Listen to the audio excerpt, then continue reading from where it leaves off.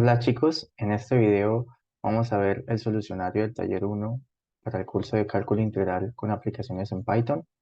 Entonces lo primero que se tiene que realizar es importar las librerías. La que más se va a utilizar es SymPy, que es la que tenemos arriba, Matplotlib, NumPy y bueno, en esta de from SymPy import el asterisco te va a importar las funciones, en este caso las raíces, los logaritmos, son como las más importantes, seno, coseno, es que uno puede empezar a utilizar. Lo primero es definir las variables a partir de la librería para que uno pueda utilizarlas al definir una función. En lo primero hay que hacer una tabulación en las funciones que nos entregan.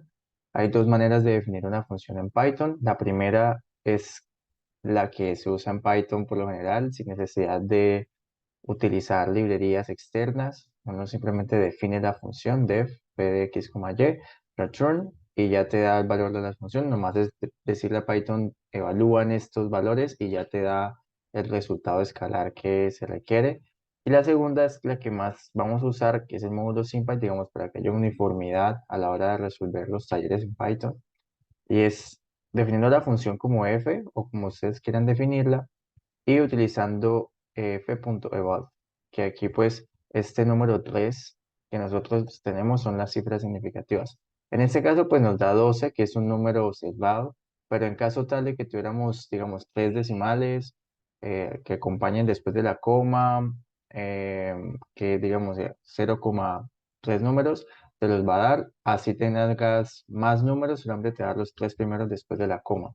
Y pues acá al colocar subs igual a las llaves X y Y, pues le dices a Python, evalúamelo en -1 en X y en 3 en Y.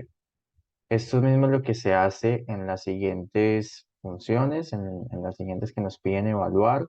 Se hace lo mismo, realmente usar la función, definir la función. Aquí utilizamos X, que es para Euler, y ya pues lo que se hace, aquí también SQRT, y pues ya lo que se hace es con la función, en este caso g.eval, tres cifras significativas y ya pues subs que van a ser los valores a los que queremos evaluar.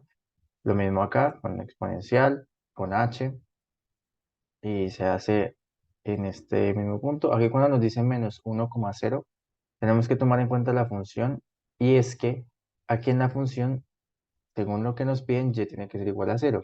Y como y aquí es igual a 0, nos va a dar indeterminado porque en ese punto no está definido el dominio. Por ello, nos aparece su, que en Python su significa un plano de los números imaginarios, es decir, que es indeterminado. Entonces, como se tendrá una división por cero, pues va a haber una indeterminación y Python queda como que, bueno, esto no está en los reales. Y eso es lo que quiere decir su, y nos lo dice el módulo SymPy.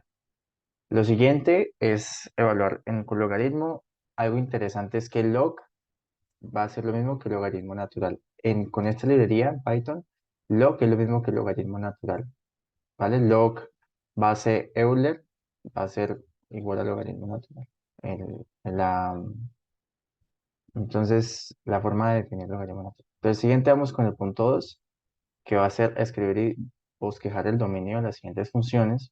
Si importamos esta librería, digamos, de SymPy con dominio continuo, y digamos, le damos este S, podemos mirar el dominio en el que está definida la función, en X. Aquí pues sería el dominio básicamente cuando X es diferente de Y, cuando no son iguales. Y con estas teorías que importamos, from SymPy, plotting, plot, implicit, lo mismo con esta SymPy, plotting, plot, podemos observar en el gráfico cómo se dibujaría el dominio, cómo se pintaría, cuál es el dominio. El dominio es lo que está en amarillo. Y pues interesante porque fíjense que aquí en P1 decimos plot implicit, y mayor a x, el color de la línea, P2 plot implicit, y menor a x, y en P1.append podemos incluir esta en P2, y así pues ya lo podemos mostrar en un gráfico. Lo mismo se hace en este 2. La cuestión es que aquí el dominio pues va a ser los valores que sean mayores a 0 dentro de la raíz, como nos lo podemos ver acá. Aquí es complicado, digamos, usar una librería para que te diga cuáles son los valores que se pueden, Por lo tanto, aquí sí ya pasa más a algo en lo que uno debe de tener criterio. Lo que uno sabe es que lo que esté dentro de la raíz tiene que ser mayor o igual a cero. Entonces, de esta manera, aquí lo que hacemos es colocar subset, que es una desigualdad, que es resuélveme la desigualdad de que 4 menos x a la 2 menos y a la 2 tiene que ser mayor o igual a cero en los reales. Entonces aquí te da el dominio. Lastimosamente, pues en Python no hay una librería que te lo haga a partir de dos variables, sino que siempre lo hace a partir de una variable, así que por eso aparece x tales que x pertenece a los reales. Sin embargo, pues se entiende y se puede definir así en Python para las veces en las que queramos evaluar el dominio de una función. Lo mismo hacemos acá, le decimos a plot implicit, a la función plot implicit que nos permite graficar y sería en efecto la circunferencia, lo que está dentro de la circunferencia, porque obviamente vienen siendo circunferencias que son menores al radio de 2, que eso es el dominio de la función, lo que nos permitiría evaluar y pues que la función no se nos indetermine. Lo siguiente, bueno, vamos viendo esto mismo. X a la 2 menos y tiene que ser mayor o igual a cero. Usamos solvset en vez de la función que vimos acá, que era continuous domain, porque al tener un x a la 2, también, digamos, eso dificulta a Python resolverlo. Entonces, por eso se utiliza esta función solvset, que pues te da el dominio de la función, que es que x a la 2 menos y tiene que ser mayor o igual a cero. Y lo mismo, pues esto mismo se grafica en, eh, en Python. X al cuadrado tiene que ser mayor o igual a y. Interesante es que aquí tenemos que tener un criterio, ¿vale? Un criterio es importante. Aquí lo que vamos a ver básicamente y lo que necesitamos acá es que los valores de X tienen que ser mayores o iguales a Y. Entonces, como esos valores de X a la 2 tienen que ser mayores o iguales a Y, vemos que la parte en amarillo es la parte pues que puedes entrar en la función. Digamos, como no pueden ser valores, por decirlo así, en los que Y sea mayor que X, entonces nos da este tipo de gráfico, en los que X, en efecto, va a ser, y X a la 2 va a ser mayor a Y. Entonces, pues eso es lo que podemos ver en el gráfico. Lo siguiente, pues va a ser una mezcla de dos condiciones, que dentro de la raíz tiene que ser mayor o igual a cero y que lo que está abajo en el denominador de la segunda expresión tiene que ser diferente de cero. Entonces, aquí lo que hacemos es que colocamos las dos restricciones, la función b, esta es la primera restricción, entonces colocamos solvset para la primera restricción y podemos usar continuous domain para la segunda restricción. Entonces, el dominio va a ser la intersección de estas dos condiciones, en las que se cumplan ambas condiciones. Y lo siguiente, pues ya vendría siendo con plot implicit, que es la que nos permite graficar estas condiciones, restricciones y agregarlas dentro de una para que pues podamos ver el gráfico como tal. Miren que aquí es la circunferencia, exceptuando justo en la que es igual a 4. ¿Ven? Menos 2 y eso. Aquí hay una línea blanca que es justamente que ahí no va a estar el dominio definido, pero en el resto amarillo sí va a estar definido. Lo siguiente, en el punto 3 las curvas de nivel. Aquí lo que hacemos básicamente es graficar implícitamente reemplazando el z por el valor que nos piden en c, que en este caso es logaritmo natural de 4. Entonces aquí lo reemplazamos. Plot implicit, ecuación, logaritmo. Aquí esta parte de acá va a ser la función, ¿vale? Esta parte de acá. Y log 4 es a lo que tiene que ser igual. Entonces tiene que ser igual a log 4 y así pues nos da eh, la gráfica. Y pues de menos 3 a 3 va a ser la parte, digamos, del dominio que se va a mostrar de menos 3 a 3 y en el rango de menos 3 a 3. En la parte, digamos, de esta gráfica en dos dimensiones. Si nosotros lo vemos como una función de una variable, que una variable en términos de la otra variable. Eso es lo que hace en la curva de nivel, hacerme una intersección de un plano con una gráfica en tres dimensiones para que me quede una gráfica en dos dimensiones, una función en dos dimensiones y sea más fácil de graficar. Entonces, lo siguiente es hacerle las curvas de nivel, que se puede hacer con el módulo NumPy, que, bueno, aquí con la función linspace lo que hacemos es determinar cuántos puntos queremos que se hagan dentro de la gráfica para mayor exactitud.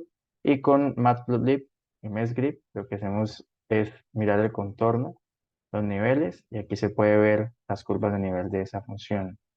Lo mismo sigue para las demás. Aquí pues hacemos esta función, ecuación, esta parte de acá es la ecuación, esta parte de acá es la ecuación, perdón, y a lo que es igual, coma, a lo que es igual, de que es igual a 1. Aquí también nos da la curva de nivel y podemos graficar las curvas de nivel con el módulo NumPy, con esto, aquí se puede ver.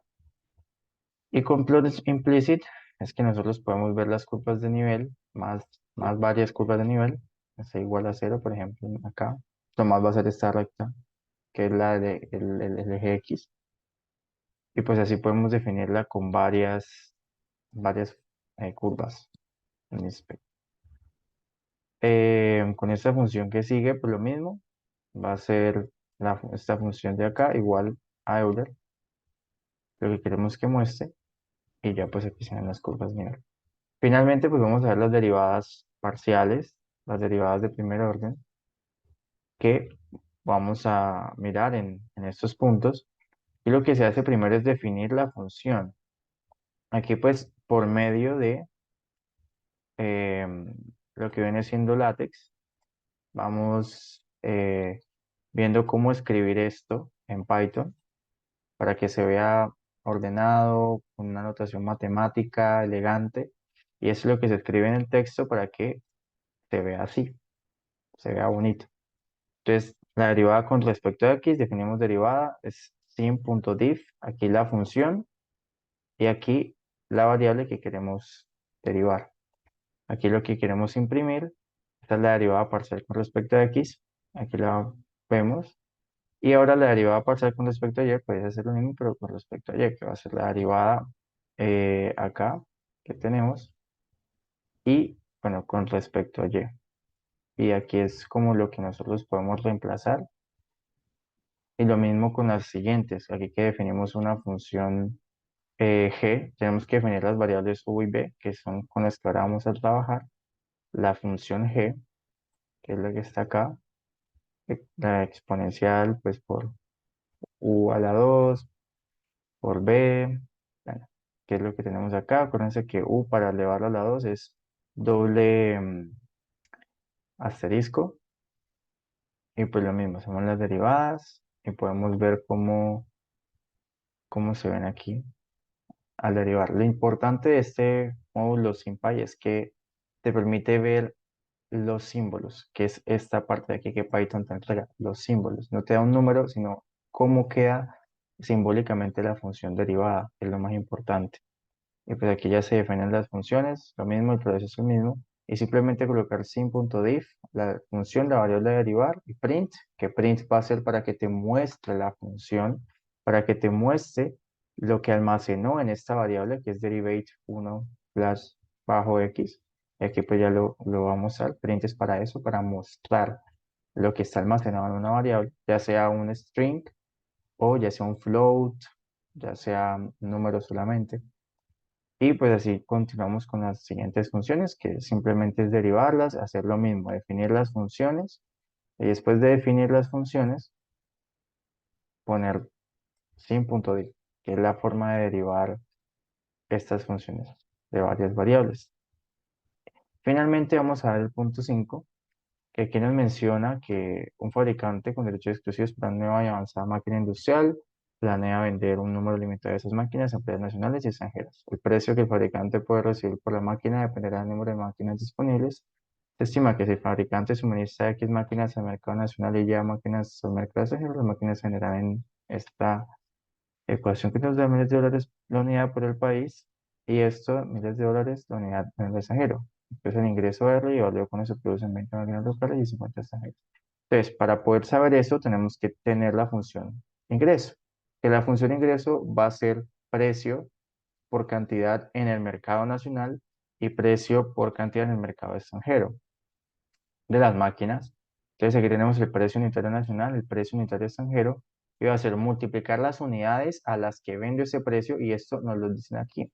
Aquí nos dicen muy claramente que el fabricante va a suministrar esto y que de acuerdo a cómo se suministre, cómo se distribuye la cantidad de máquinas, se tendrá un precio estimado de 60 menos X sobre 5 más Y sobre 20 miles de dólares la unidad por el país y 50 menos Y sobre 10 más X sobre 20 miles de dólares la unidad en el extranjero. Entonces, dependiendo de las máquinas que se suministren a nivel nacional y en el extranjero, se va a determinar el precio. Entonces lo que hacemos es precio por cantidad, o sea, el precio que nos dijeron nacional por las unidades en el propio país, más las unidades en el extranjero por el precio que podría venderse al extranjero. Entonces, pues aquí se hace distributiva, se simplifica y ya nos queda esta función.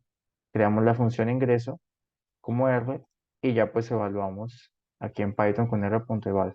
Y ya nos da el resultado que dice que cuando el fabricante vende 20 máquinas en el mercado nacional y 50 en el mercado extranjero, recibirán los ingresos de 3.470 millones de dólares. Entonces, este sería el solucionario del taller uno en Python, explicado. Espero que les haya gustado y que les sirva de mucho. Muchas gracias.